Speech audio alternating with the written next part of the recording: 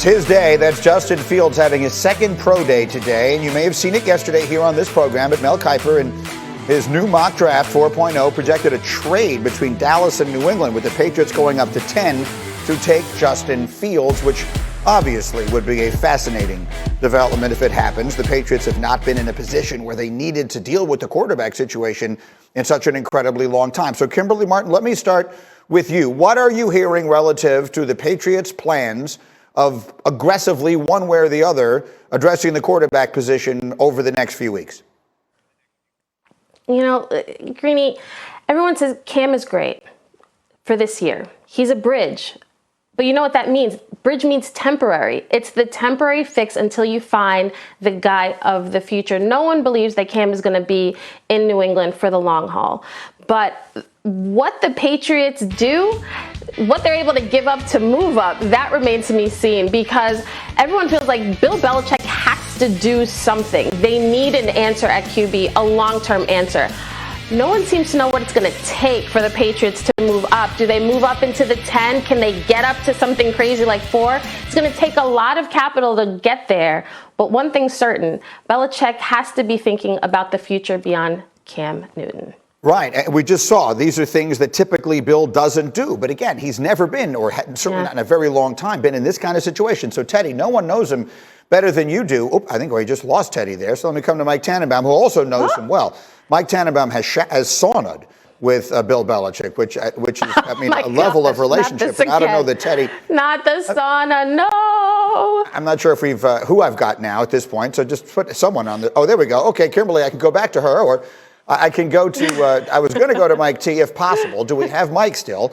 Mike, I would ask you the question about moving up like that. Like, you know, the cost of these things. We're talking about what one would have to trade in order to get there. So let's just say, for the sake of argument, what Mel is projecting, to go from 15 to 10. What does that cost? Yeah, Greeny, here's where it gets interesting. It would be this year's second-round pick and to next year.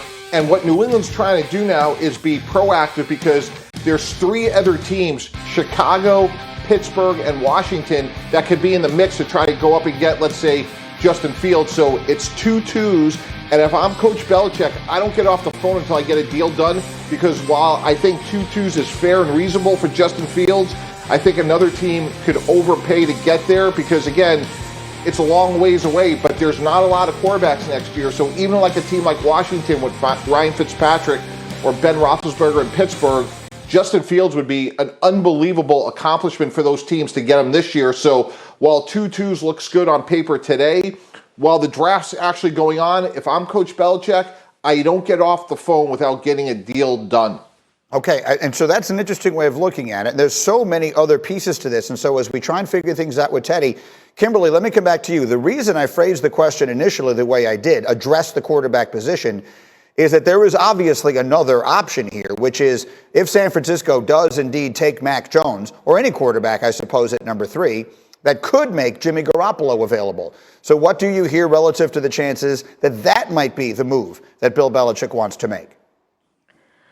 I've always heard that the Patriots love Jimmy, and it makes perfect sense. Especially, you started hearing Jimmy and the Patriots the minute the 49ers pulled the trigger on that trade, because they're thinking about their future beyond Jimmy. So that makes him expendable. As much as they say, we love Jimmy, he's our guy, you know, injuries are one thing, but we love him as the player.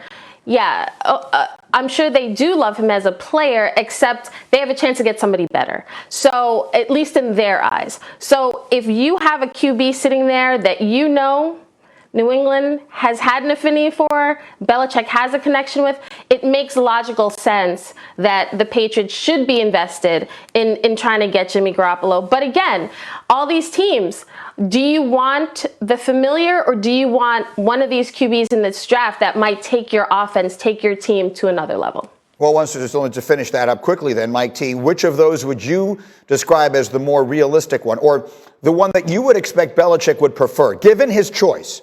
Do you think he would prefer to go get a rookie or to go get Jimmy Garoppolo, including whatever the price would be in either case? Because they have Cam Newton, I would expect they would want to go younger and develop their own, especially if it's someone like Justin Fields who has such a high upside. If Cam Newton wasn't there, I think Jimmy Garoppolo fits better. But as Kimberly alluded to, and I agree, they have sort of an intermediate bridge quarterback. So I do think they'd be aggressive. I think, as you said, Greeny, it's uncharacteristic, but it's too good of an opportunity to get that young quarterback. All right, that is something to keep a very close eye on as we work our way there. Meanwhile, we have sneaky big news from the NFL yesterday, and it comes from Tampa, where the defending Super Bowl champions have signed running back Giovanni Bernard to a one-year contract. He's an 8-year vet. He had 771 yards from scrimmage last year, 6 touchdowns for Cincinnati. And why is this such a big deal? Well, what Tom Brady loves is a running back out of the backfield who can catch the football. And last year, he didn't have that. His backs had 15 drops. That was the worst among any group in the league last year. And Bernard does this. He's top 10 among backs in both receptions per target and receiving touchdowns. And so as I bring the team back in here, let me come to you then on that one if I can. Kimberly Martin, now that they've added all of these pieces and they bring back every starter from last year, they add the one thing they seem to be missing, which is the back out of the backfield. If one were to sort of propose this to you in such a way as we were to ask, do you like the Bucs or the field to win the whole thing next year? Which direction would you be leaning? You know, it's funny that Teddy's not on the screen right now because I'm sure he would say something like, oh, the safe bet is the field, right? But you know what? I'm going to buck that trend. I'm going to say the Bucs, because who had a better offseason than the Bucs? Nobody, because they return all 22 of their starters and their specialists. And I understand history says it's very, very rare that a team can repeat as champions. I get that, but I'm bold, and I'm going to say if anybody can do it, it's this Bucs team. Based on what we've seen, how they've added new pieces, and how other guys who had great seasons could have gone elsewhere, but they said, you know what? I'm buying in. I want to stay. I want to make less money here because we got a good thing going. So I'm going to say the Bucs. I love the wording. If you're going to buck the trend, why not do it with the Buccaneers? Desmond, let me come to you. You got the Bucs or the field to win it all next year?